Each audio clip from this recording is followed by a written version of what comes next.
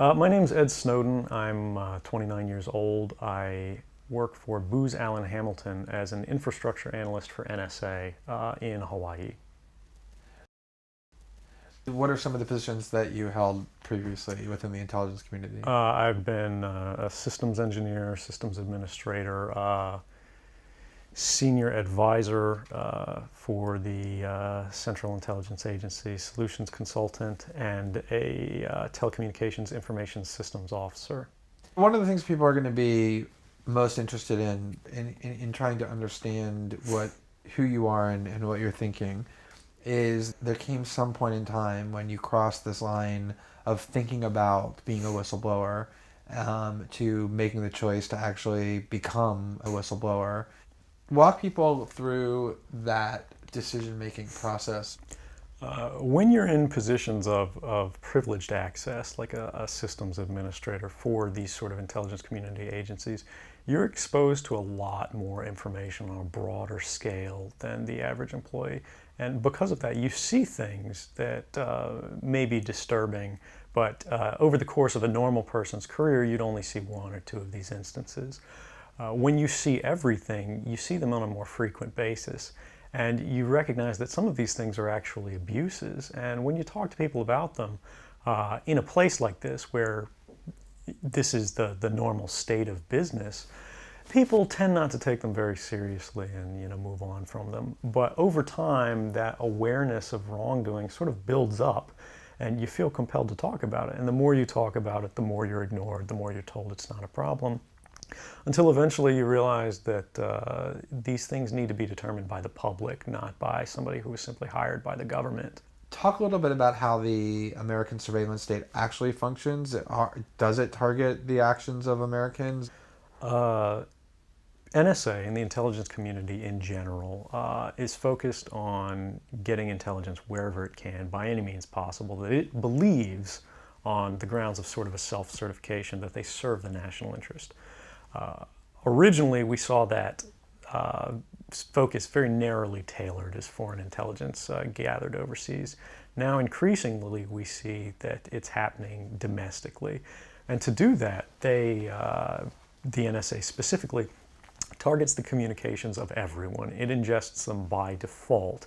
It collects them in its system, and it filters them, and it analyzes them, and it measures them, and it stores them for periods of time, simply because that's the easiest, most efficient, and most valuable way to achieve these ends. So while they may be intending to target someone associated with a foreign government or someone that they suspect of terrorism, they're collecting your communications to do so. Any analyst at any time can target anyone, any selector, anywhere.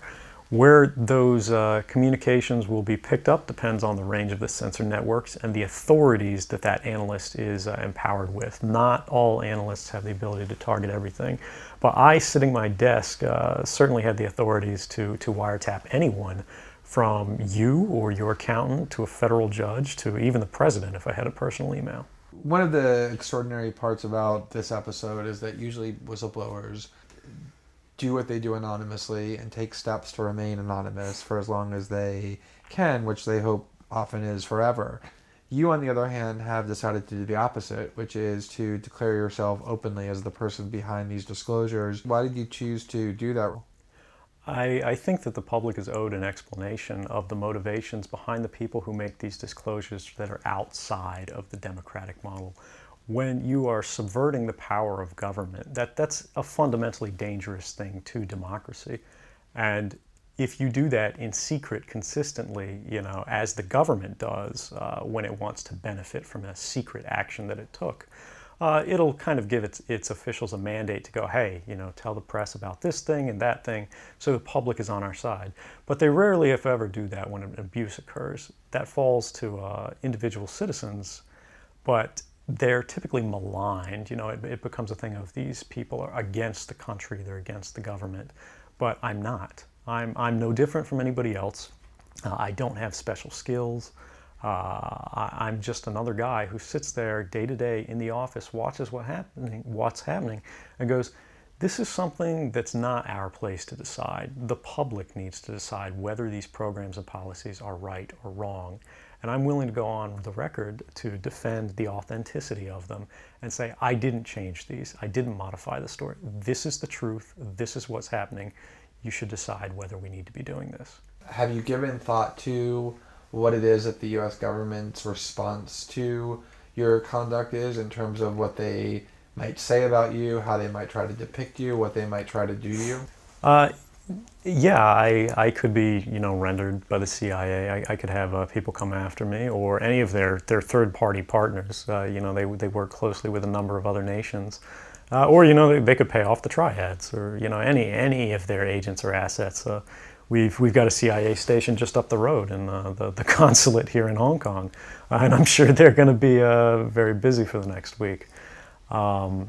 And that's a fear I'll live under for the rest of my life, however long that happens to be.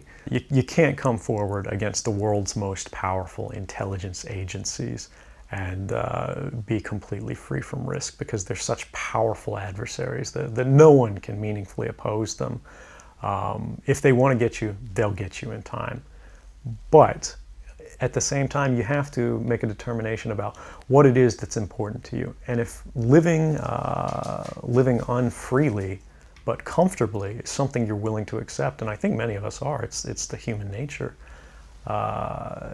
You can get up every day, you can go to work, you can collect your large paycheck for relatively little work against the public interest, and go to sleep at night after watching your shows. But if you realize that that's the world that you helped create, and it's going to get worse with the next generation and the next generation who extend the capabilities of this sort of architecture of oppression, you realize that you might be willing to accept any risk. And it doesn't matter what the outcome is, so long as the public gets to make their own decisions about how that's applied. Why should people care about surveillance?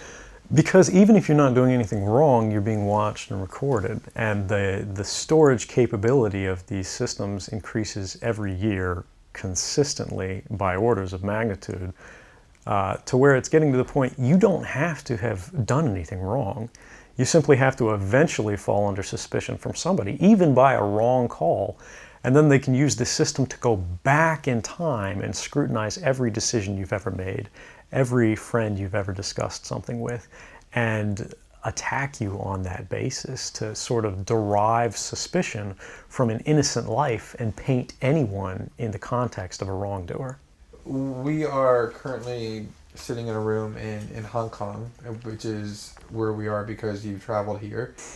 Talk a little bit about why it is that you came here, and specifically there are going to be people who will speculate that what you really intend to do is to defect to the country that many see as the number one rival of the United States, which is China, and that what you're really doing is essentially seeking to aid an enemy of the United States with which you intend to seek asylum. Can you talk a little bit about that? Sure.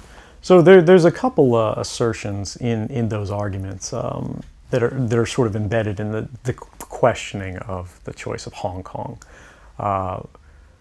The first is that China is an enemy of the United States. It's not. I mean, there are conflicts between the United States government and the Chinese PRC government, but the peoples inherently, we don't care. We trade with each other freely. We're not at war. We're not in armed conflict, and we're not trying to be. We're the largest trading partners out there for each other.